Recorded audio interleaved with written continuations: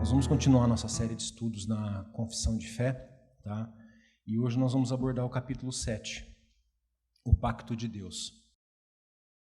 Primeiro eu quero convidar os irmãos a abrirem as Bíblias de vocês em Gênesis 12.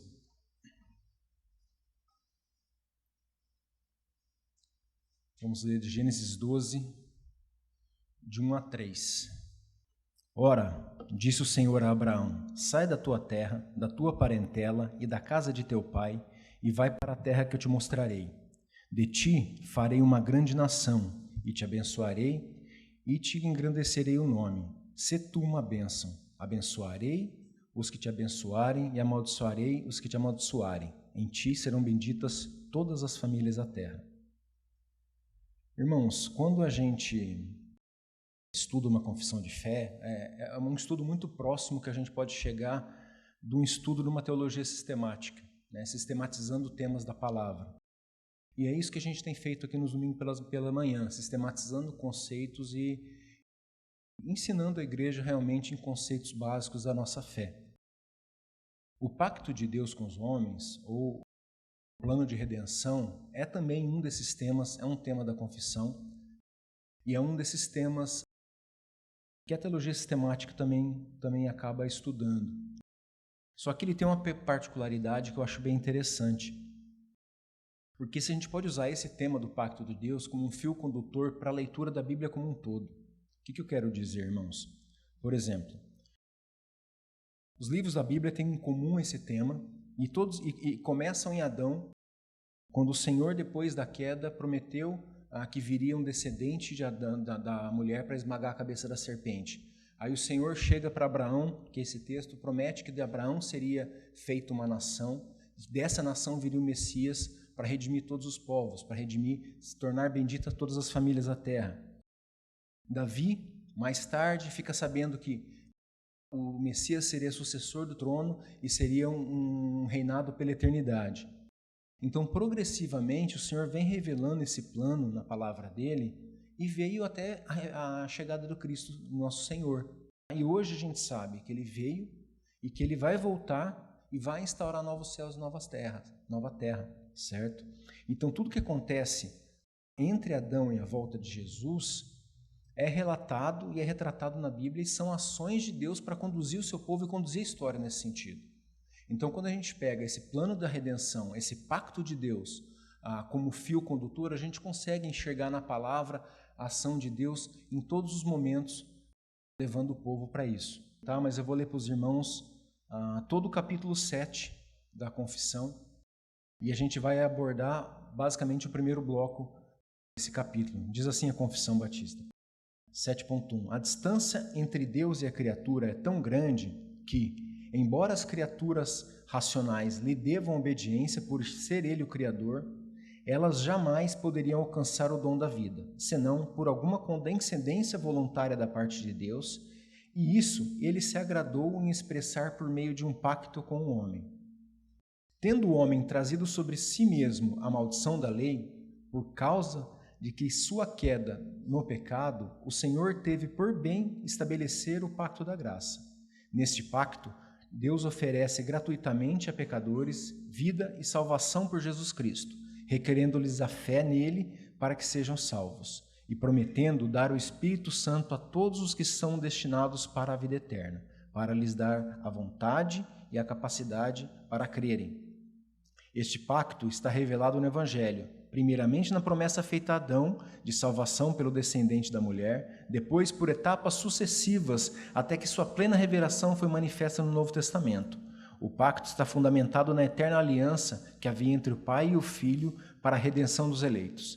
É somente pela graça desse pacto que os descendentes de Adão, que são salvos, obtêm vida e uma bendita imortalidade, pois o homem é agora totalmente incapaz de ser aceito diante de Deus nos mesmos termos em que Adão vivia em seu estado de inocência. Então ele faz um compilado aqui justamente desse pacto que o Senhor teve com o seu povo, certo? E aí a gente volta lá para o texto de Gênesis, onde o Senhor faz esse convite a Abraão. Eu queria convidar os irmãos também para abrir a palavra de Deus em Jó.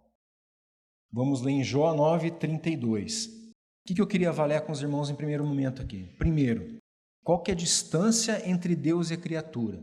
Que ele começa assim a confissão, dizendo que a distância entre Deus e a criatura é tão grande que, embora as criaturas relacionais devam obediência por ser ele criador, jamais podem alcançar o dom da vida.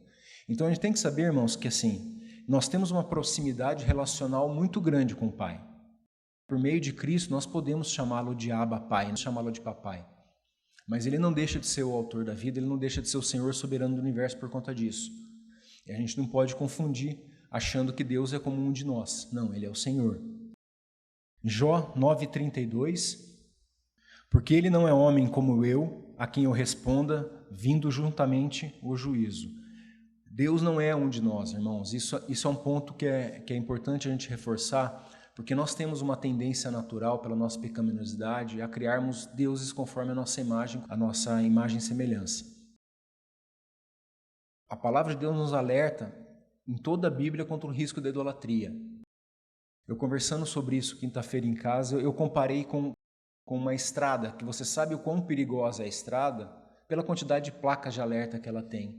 Se não fosse tão perigosa a idolatria para a gente, a palavra não estava tão cheia desses avisos, desses alertas. A gente pode às vezes se achar blindado desse pecado, mas não, nós não estamos. Então assim, conhecer quem é Deus, saber quem Ele é, nos coloca no nosso lugar e faz com que a gente reverencie Ele como Ele deve ser reverenciado. Quanto a isso, irmãos, eu quero lembrar com os irmãos assim, quantas passagens da Escritura nós temos de irmãos do passado que tiveram algum contato com o Senhor, ou algum contato com a manifestação de Deus, alguma teofania que nós chamamos, e tiveram que se prostrar por terra com temor e reverência perante o Senhor. Deus é nosso papai, mas Ele ainda é Deus, Ele ainda é soberano. Ele não deixa de ser Deus por ser nosso pai. Salmo 113, 5 e 6 diz o seguinte, irmãos: quem há semelhante ao Senhor, nosso Deus, cujo trono está nas alturas, que se inclina para ver o que passa nos céus e sobre a terra. Eu acho interessante dessa passagem, irmãos, que a gente fica tentando imaginar a cena, né? A palavra desenha um cenário de um acontecimento. Deus acima de tudo, de todos, acima dos céus, acima da terra, e se inclinando como quem olha lá embaixo os céus, lá embaixo a criação dele, lá embaixo a terra. Isso tem que nos levar a ter uma imagem da grandeza do Senhor. É para isso que o salmista desenha, faz essa figura aqui, para a gente ter noção da grandeza do Senhor. Então, quando a gente fala do Senhor, a gente está falando de uma distância que para nós é impercorrível. Nós não podemos alcançar o Senhor, nós jamais poderemos, por nossa força, pelo nosso braço. Deus está inacessível a nós, fora da presença de Jesus. É isso que a palavra de Deus nos ensina. Mas a confissão continua, irmãos. Ele continua e diz o seguinte, por Deus é criador, as criaturas, né, jamais poderiam alcançar o dom da vida. E aqui eu queria me deter um pouquinho com os irmãos nesse aspecto, porque assim, a gente vive numa era que valoriza muito aspectos científicos, aspectos biológicos, e como o ser humano tem um conhecimento hoje acerca de saúde e da concepção de vida que não tinha no passado. Hoje, por exemplo, a ciência consegue saber exatamente o que acontece com uma célula quando ela morre. O cientista consegue clonar um DNA, ele consegue clonar órgãos, se eu não me engano, até a China fez clones de órgãos de pessoas, cirurgias extremamente complexas. Eu estava conversando com o irmão Gabriel ontem, que cirurgia de córnea, hoje o corte que se faz é coisa milimétrica, extremamente precisa, só que tem uma coisa que o homem não consegue fazer, né? Ele não consegue religar o que Deus desligou e nem dar vida para aquilo que Deus não deu. A diferença de uma célula viva com uma célula morta, apesar de ter todos os elementos que a célula viva tem, a célula morta não tem o sopro de vida. Não tem o sopro do Senhor. O homem não consegue gerar vida. Quem gera vida é Deus. E aqui, irmãos, eu estou falando de vida biológica. Não estou falando nem de vida espiritual. Estou falando de vida biológica. O homem não consegue dar vida para uma bactéria. O homem não consegue criar nada com vida. Ele tem que pegar o que está pronto. Ele consegue até manter a vida. Ele consegue fazer algumas coisas dentro da permissão de Deus.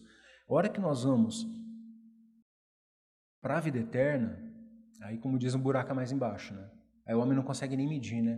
O homem se limita a dizer que não consegue provar a existência de Deus, porque transcende. Imagina, irmãos, Deus nos deu a vida, Deus mantém a nossa vida, Ele nos oferece a vida eterna, a gente não tem ideia de como isso se processa. Deus está muito acima do nosso entendimento. Queria chamar os irmãos para ler a palavra de Deus em Atos 17. Atos 17, 24 a 25, diz assim a palavra do Senhor. O Deus que fez o mundo e tudo o que nele existe, sendo ele Senhor do céu e da terra, não habita em santuários feitos por mãos humanas, nem é servido por mãos humanas como se de alguma coisa precisasse, pois ele mesmo é quem a todos dá a vida, respiração e tudo mais. No contexto aqui, irmãos, Paulo estava no Areópago, em Atenas, falando a pagãos, idólatras que costumavam barganhar com os deuses deles acerca de todas as coisas. E ele fala, o Senhor não precisa de nada, não tem nada que você possa fazer para agradar a Deus, não tem nada que você possa oferecer para Deus que Ele já não tenha. Pelo contrário, é Ele que te dá a vida, você deve a Ele. Números 16, 22, é o momento da rebelião de Corá, não sei se os irmãos lembram dessa passagem, onde Corá entra em rebelião contra Moisés, requerendo para ele também prerrogativas de sacerdote. E aí, no momento em que o Senhor se ira contra a congregação, Moisés e Arão caem por terra e fazem a seguinte oração para o Senhor, Números 16, 22. Mas eles se prostraram sobre o seu rosto e disseram, ó Deus, autor e conservador de toda a vida, acaso por pecar um só homem indignar-te-ás contra toda essa congregação? E se os irmãos seguirem a história, você vai ver que o Senhor vem a consumir Corá e mais os 3 rebeldes que são citados, engolidos por uma rachadura, uma fenda na terra, né? E os outros 250 homens que se aliaram a eles por fogo, no mesmo momento. Moisés e Arão sabiam que o Senhor tinha dado e o Senhor poderia tirar a vida. Esse é o contexto. Eles sabiam que Ele é autor e conservador da vida. Esse é o ponto que eu queria destacar com os irmãos aqui. Não só o Senhor atribui vida ao ser, como Ele conserva essa vida aqui, e é Ele que pode fazer isso somente. A gente vê a mesma situação já no Novo Testamento, associado à pessoa de Jesus. Se os irmãos abrirem comigo em Atos 3,15, em João 6,68, são 2 passagens em que Pedro se manifesta. Pedro era bastante impulsivo, né? Ele sempre tomava a dianteira para falar. Em Atos 3,15 ele diz o seguinte, qual que é o contexto aqui, irmãos? Qual que é o cenário? Foi depois de Pentecostes, quando Pedro confronta os israelitas com os pecados deles, ele diz o seguinte, Dessarte, mataste o autor da vida, a quem Deus ressuscitou dentre os mortos, de que nós somos testemunhas. Então Pedro, inspirado pelo Espírito Santo, associa o nosso Senhor Jesus como autor da vida.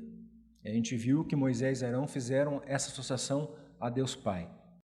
Em João 6, 68, respondeu-lhe Simão Pedro, Senhor, para quem iremos? Tu tens as palavras de vida eterna. Então, nesse momento é quando o Senhor Jesus pergunta se eles não querem abandoná-lo, tinha uma multidão deixando o Senhor, e ele questiona os discípulos, fala assim, vocês não querem ir embora junto com eles?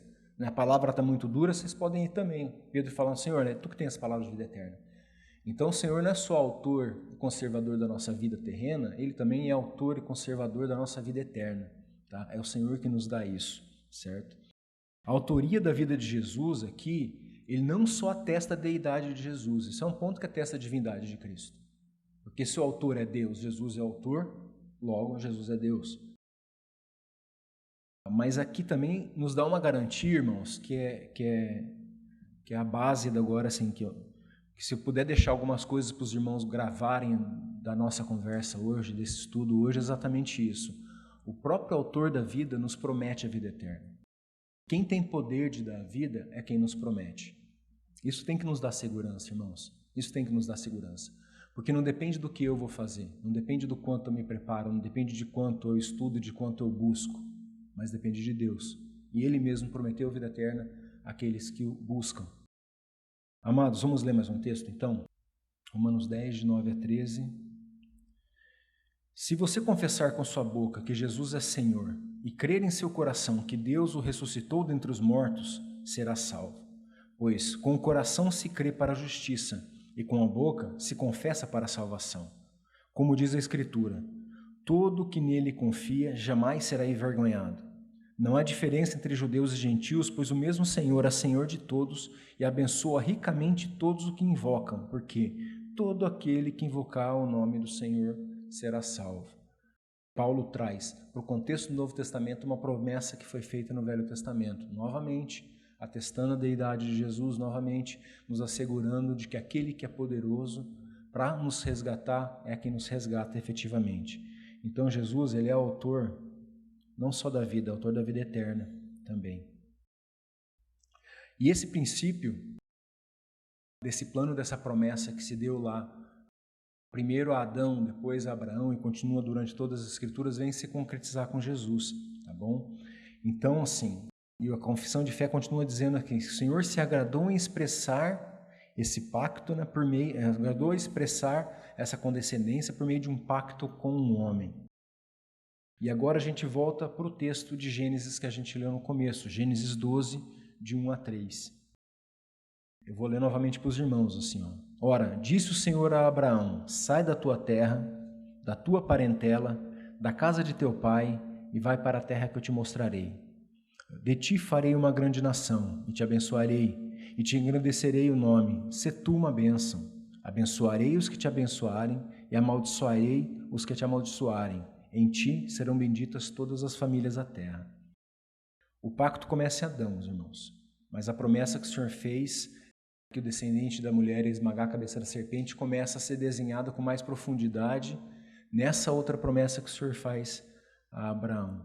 E é interessante aqui, amados, assim, aqui eu quero pedir a atenção dos irmãos de novo, que ele começa com uma ordenança para Abraão, né? Sai da tua terra, da parentela de teu pai, e de ti farei uma grande nação e te abençoarei. A gente pode sim enxergar um ato de obediência e de fé de Abraão aqui, que ele foi obediente e teve fé no Senhor e abandonou tudo para seguir o Senhor. Mas o que eu quero chamar a atenção, irmãos, é o seguinte, pensem comigo, a gente está falando do contexto do Antigo Oriente. O patriarcado era uma coisa muito importante. Você está debaixo da casa do seu pai, você estava debaixo de todos os bens do seu pai, da sucessão do seu pai. Deus aqui pede para Abraão, para ele sair, para ele começar um novo povo, é como se ele começasse do zero. A palavra toda o Senhor fala para Israel, fala assim, ó, eu não te escolhi por vocês serem mais numerosos ou serem mais importantes, eu escolhi vocês por amor. Ele fala isso para a igreja também. Aqui, queridos, Deus está escolhendo um povo que não existia, Ele está fazendo um povo do nada, Ele está criando um povo a partir de Abraão, Ele escolheu um homem, e desse homem Ele fez uma nação. É para mostrar que é pela graça dEle mesmo, pela graça dEle. Ele fala, Abraão, você deixa toda a sua vida, você deixa o que você tem, você vai começar uma nova vida, com base no que eu estou te ordenando, e de você vai vir uma nação, e de você vem essa nação, e dessa nação vem o Messias, que vai transformar todas, que vai poder abençoar todas as famílias da terra. É isso que o Senhor promete. Então, para mim, isso aí é muito claro que o Senhor deixa dessa maneira para ficar óbvio que é pela graça dele. O que Abraão tinha, irmãos, para oferecer ao Senhor? O que nós temos, queridos, para oferecer a Deus? O que nós podemos barganhar com Deus? O que nós podemos oferecer a Deus que já não é dele? A única coisa que nós temos que não pertence ao Senhor é o pecado. Mais nada. Graças a Ele que Ele se agrada em perdoar, Ele tem prazer em esquecer. Nós estávamos comentando ontem em casa que o Senhor se alegra em esquecer. Um Deus onipotente, onipresente, onisciente tem prazer em esquecer, prazer em perdoar. Ele não tem a capacidade que nós temos de esquecer as coisas. Mas quando a palavra fala que Ele se esquece dos nossos pecados e lança no mar do esquecimento, é porque Ele tem prazer em ver o coração quebrantado e contrito daquele que se arrepende e busca a sua face. Então Deus firmou com Abraão um pacto prometendo bênçãos para toda a terra por meio dele. O Senhor escolhe um homem para formar um povo, não escolhe um povo numeroso ou pede contrapartidas. O Senhor separa quem não tem nada a oferecer para manifestar a sua graça. Por que eu queria reforçar esse ponto, queridos? Uma coisa que era bastante comum no Antigo Oriente é o que os estudiosos chamam de tratado de suzerania, suzerano e do vassalo. Como é que funcionava isso, basicamente?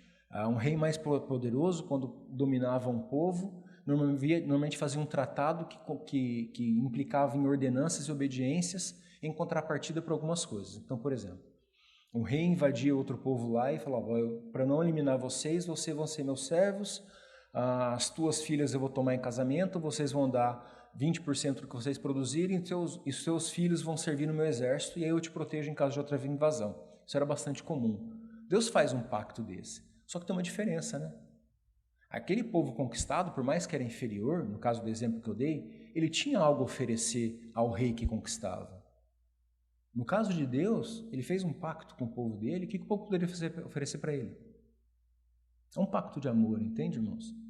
Deus oferece a vida eterna, oferece a salvação a todo aquele que crê no nome do Senhor, e nós não entregamos nada de volta para o Senhor. Nós não entregamos nada de volta para o Senhor. Não tem nada que a gente possa oferecer para Ele que já não veio dele. Aliás, se a gente oferecer alguma coisa que não veio dele, não se agrada, né? Porque o que não veio dele é justo pecado. Então, ou nós oferecemos para o Senhor aquele que Ele nos proporciona, ou não nos podemos oferecer nada que seja do agrado dele. No Sinai, Deus fez então um tratado de suzerania com o seu povo, nos modelos dos povos antigos. Porém, o povo não foi cobrado de contrapartida nenhuma. A única contrapartida que o Senhor pede, na verdade, o Senhor entrega a lei e fala: obedeça a lei que vocês vão viver, não obedeça, vocês vão morrer. É uma contrapartida desigual, irmãos, porque assim, tudo que o Senhor pede na lei para que o povo faça, Ele está pedindo o melhor para o povo. É como você pedir para o seu filho, você fala assim: ó, tá bom, filho, eu vou te dar um chocolate se você comer tudo na janta. Eu vou te beneficiar se você fizer o que for melhor para a sua saúde. Entende, irmãos? É um tratado de um Deus amoroso, um Pai amoroso, que oferece para os filhos que obedeçam de acordo com aquilo que é melhor para eles. A lei reflete o caráter santo de Deus. A lei possibilita ao povo que leve uma vida reta e leve uma vida que agrade a Deus, mas principalmente a vida que preserve a vida dele. Quando a gente obedece à lei, a gente está se preservando. A gente não está, em primeiro momento, agradando ao Senhor. O Senhor se agrada disso pelo nosso bem, não porque Ele precise. E assim, outro ponto que é interessante, assim, irmãos, o Senhor faz um pacto com o povo hebreu, o Senhor faz uma aliança com o povo hebreu antes desse povo existir, que o pacto Ele fez com Abraão. Então Ele faz um pacto com o povo que vai trazer a sucessão do filho dele ao mundo, com um povo que ainda não existia. Todos esses pontos nos levam a enxergar a graça de Deus nesse aspecto. Para terminar, irmãos, eu quero que os irmãos abram 1 Coríntios 1. 1 Coríntios 1, nós vamos ler de 26 a 29. Aí eu quero tentar amarrar um pouco aqui agora esses aspectos dessa linha condutória, enxergando esse plano de redenção durante todo o decorrer da palavra de Deus. 1 Coríntios 1, 26 a 29.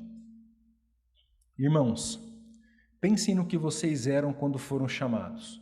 Isso aqui vale muito para a gente, viu, queridos? Poucos eram sábios segundo os padrões humanos, poucos eram poderosos, poucos eram de nobre nascimento. Mas Deus escolheu as coisas loucas do mundo para envergonhar os sábios. Escolheu as coisas fracas do mundo para envergonhar as fortes.